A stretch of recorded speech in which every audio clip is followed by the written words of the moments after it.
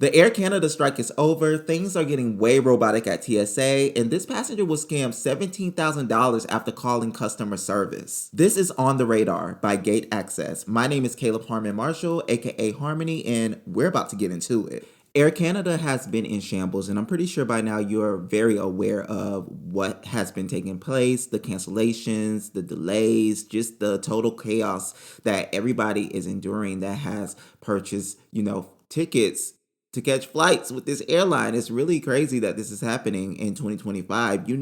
Flight attendants, all power to them because they should not have to strike to get what is owed to them.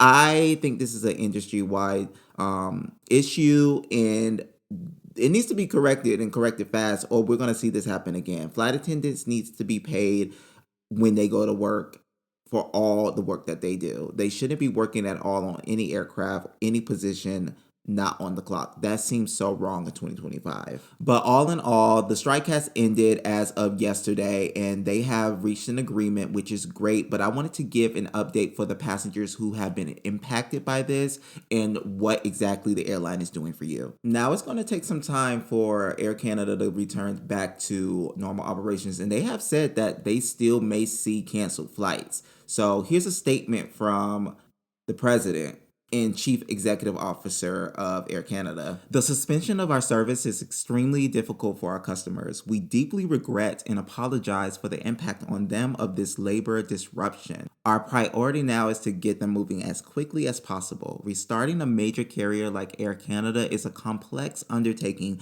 Full restoration may require a week or more, so we ask our customers for patience and understanding over the next coming days. Now, I don't know about you, but that read to me, hey, we may get you there, we may not, and if we don't, sorry, boo. So if I had a flight with Air Canada, I would check on the app to see if it was impacted and if it's actually going out. But if I was someone looking for future flights, I would give Air Canada a rest right now. I wouldn't fly Air Canada for the rest of the year, to be honest. They need some time to get their bearings, and it's going to take some time because they have to, give these refunds, reimbursements, all this kind of stuff. If you were impacted during this whole ordeal and you had costs associated with trips, you need to be submitting those receipts. You need to be sending emails, and also go to the DOT if you're not hearing anything back from Air Canada. And you're probably not going to hear anything from Air Canada because they're probably overloaded with, reimbursement requests. Not saying that they're not going to do it. It's just going to take some time for it to happen. On to some TSA updates. So when you go to TSA, the first thing that you do is go to the ID checker. That's the person that is checking IDs. We've already seen a shift with, technology coming in and the machines doing the work for the TSA officer, which is a huge red flag for TSA officers. Listen, I'm not trying to be the bad guy or anything, but if I was working at TSA, I wouldn't think that my job was so secure. We are already seeing that they are leaning towards technologies that can streamline the process. And this new introduction with the e-gates situation with Clear is telling. So basically, e-gates is now a touchless point where the ticket document checker used to be, where it's like a physical gate. Nobody is there. You put your face there, and it clears you through your identity, and it opens up the gate, and then you go through the screening process. Here's what TSA has to say about it. TSA's public-private partnership with Clear on eGate is just one example of how we are working with stakeholders, both inside and outside of government, to improve hospitality and security for the American traveler. Okay, there we go again with that hospitality word. Listen, I don't know about you, but I don't think hospitality and security meets. I don't think that can coincide together. I do think there should be an element of, professionalism and things like that, but I don't want to be greeted with milk and cookies when I'm going through TSA. I want to make sure that I feel safe. Like, I want to make sure that things are being done. I'm so here for tech advancing and streamlining the system. It's an unfortunate situation that's happening for live people, but it's actually a great thing for, security in some elements. But this hospitality push has to stop. And I don't see why people would want that. But back to the E-Gate situation. This is not universal. It's a pilot situation that's happening. It's happening in Atlanta's airport in the north lower checkpoint. So you will see it when you go through. It's not only for clear members. Anyone can go through it. And I think that it's great, but it's going to take some time for people to get used to it. And I don't know if it's going to make things faster because when someone's identity can't be confirmed, it's going to take a live person to come to fix that situation. So now you're waiting because the tech manager or whoever is managing that lane is trying to get this person confirmed and for the gate to open. So who knows? Only time will tell if it's really working or not. If you're listening to the audio version of this podcast, make sure that you are subscribed to the Gate Access newsletter, as there will be more context put into the newsletter regarding all of these stories. Now, this next story is so wild to me. A United Airlines passenger was scammed over $17,000 after calling the airline's customer service line. He claimed that he was trying to rebook a flight and he was asked to make a large payment that would be later refunded. A Denver news station, 9 News, reported that Dan Smoker was informed by United that his outbound flight from Denver International Airport to London Heathrow Airport ahead of an 18-day European summer vacation had been canceled.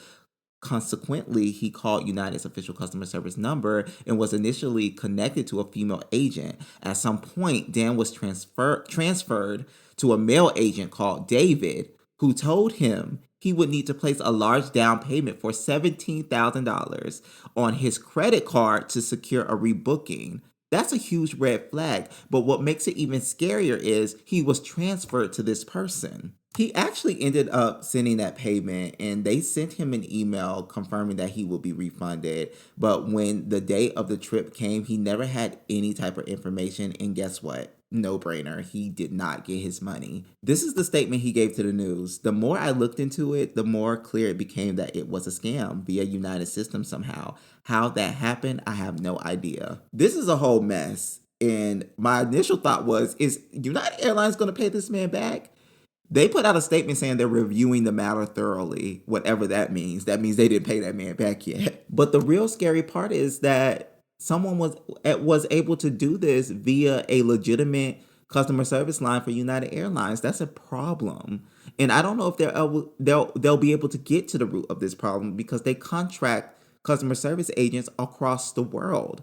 You can be calling someone. There's not like there may be a United Airlines headquarters, but that person's not there. Maybe that person is at a remote island somewhere stealing $17,000 from elderly people who think they have to pay to rebook their flight like that.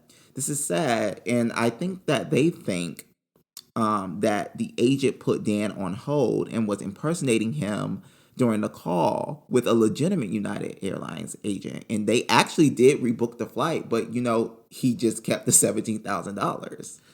This is a very unfortunate situation because you call a number thinking that you're talking to the real customer service. This is why, and this is TMI, my husband never likes to give out credit card information or anything over the phone. He would like to go through either a portal or something like that because of things like this. And when he hears this story, this is going to justify his decision. But we need to be aware that things like this is happening. And I really hope that this man gets his money back because he did not deserve that at all. And this was a really good scheme. Anyone can fall for this because, he was going on a very expensive vacation. So he thought the price was justified for that. And unfortunately, he was a part of a scheme that someone was able to impersonate him and keep his money and, rebook the flight with another agent. Let's get into a few quick things. Clear is now offering a BOGO deal for TSA PreCheck. From now through October 31st, 2025, new applicants who enroll together at the same enrollment location on the same day will receive $15 off the second person's TSA PreCheck enrollment fee. Wow, wonder why they're doing that when TSA PreCheck is so valuable as is. Oh, maybe because you just gave it away for free to the standard lane people.